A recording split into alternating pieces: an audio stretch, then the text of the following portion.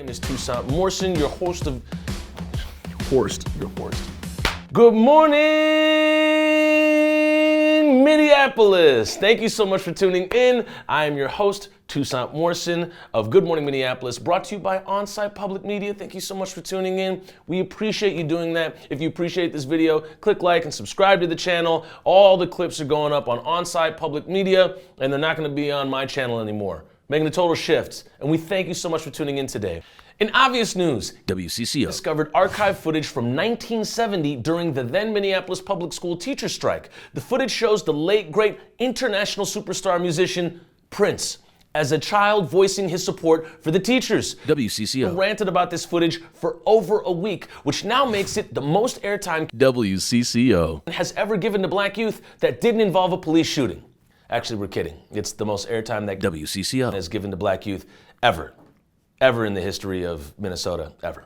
But don't worry if you're white, expect plenty of airtime. All you have to do is fail upwards, like the mayor, the superintendent, any police officer in the metro area, the poll ads. Oh, and we don't want to leave out Glenn Taylor. In our headlines today, we're headed to the suburbs, or not. Depending on the story, you may not want to go to Maplewood, like ever. Like even if you want to get McDonald's, don't go there.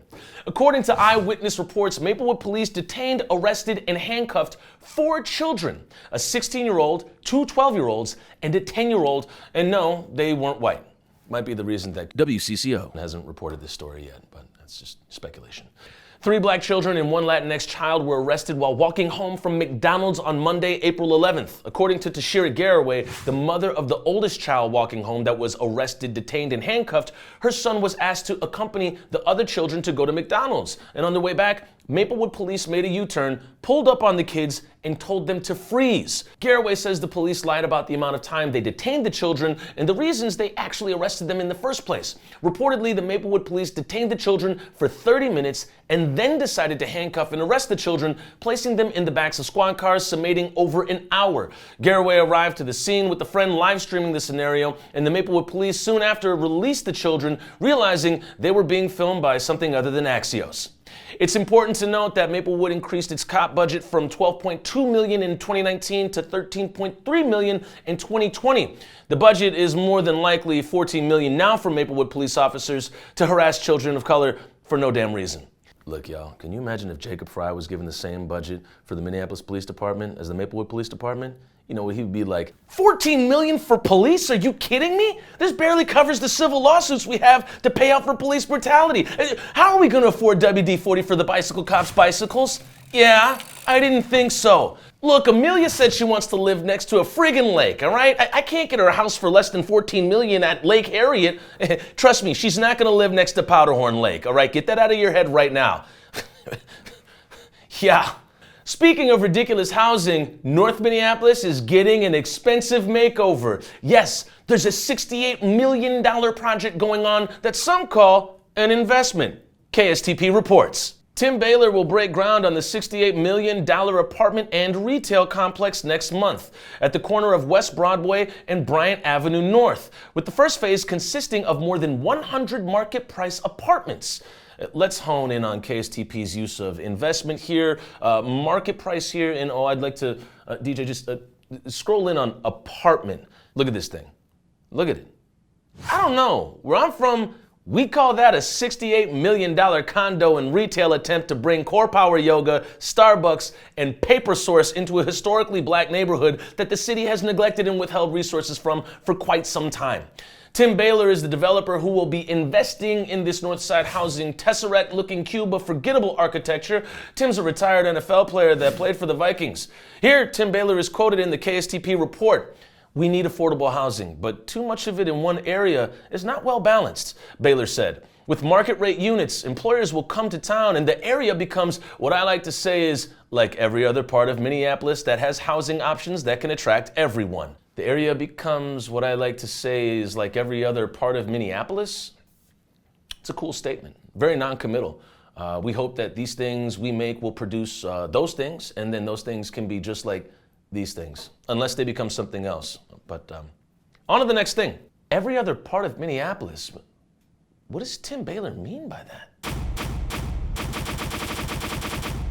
Yeah, Alec, you know what? I'm gonna tell me you're going to whitewash your neighborhood without telling me you're going to whitewash your neighborhood for $68 million.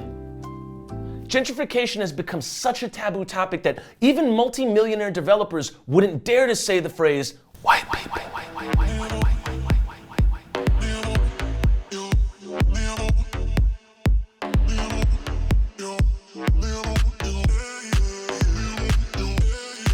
I also want to hone in on Tim's statement. We need affordable housing, but too much of it in one area is not well balanced. Who the hell does this guy think he is? Thanos? Perfectly balanced, as all things should be. Oh, Lyndhurst just called and asked, affordable housing? Everyone in our neighborhood can buy a house. What the hell do you mean by affordable? Tim, Minneapolis isn't balanced at all. I mean, too much or unaffordable housing in one area is what we would call Kenwood. Oh, side note, too many mimosas in one brunch sitting isn't balanced either, yet Edina still approves. And in our final story, Minneapolis is possibly rolling out one of the most strict no-knock policies in the country. KARE 11 reports. Mayor of Minneapolis, Jacob Frey, said his office is proposing a full prohibition of applying for and executing no-knock and no-announced search warrants in the city. Wait, just cut. Cut! This guy has repeatedly lied to the point you have to question his participation in objective reality. Late 2020, he said he limited no-knock warrants. Then his police force announces themselves after they enter an apartment and then shoot and kill 22-year-old black man Amir Locke, which then Frey conveniently took down his lauded award for police change and no-knock warrants from his website. He ran his campaign on affordable housing, and now Minneapolis is still looking at one of the highest houseless populations in the history of Minneapolis. And some developer named Tim Baylor is building condos on the north side saying he wants it to look like the rest of Minneapolis. So who buys that? Maybe Meg Forney does, but I sure as hell don't. And now Frey is saying he's going to totally prohibit no-knock warrants and limit officers to waiting at the door for 20 to 30 seconds and leverage it out to a different agency. What agency? The Department of Private Public Safety? The no-knock gang? The replacements? That's actually a band. And they might be better at no-knock warrants or just, public safety than the actual cops or the mayor of Minneapolis. Tired of this mayor, y'all. He lying. Like all the time, lying. But hey, we'll keep you posted on Jacob's Lies with a new feature on our website called News. Yes, we've hired a writer. Staff member of color will be writing up-to-date reports on Minneapolis, Minnesota, the U.S., and even international issues. We welcome SJ to the on-site family, where we'll most definitely keep a track record of Jacob Frey and all his lies.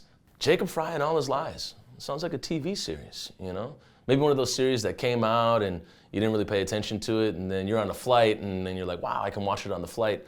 You watch it and you're like, man, I really wasted 2 hours of my time. Except in this case, it's like, 4 years.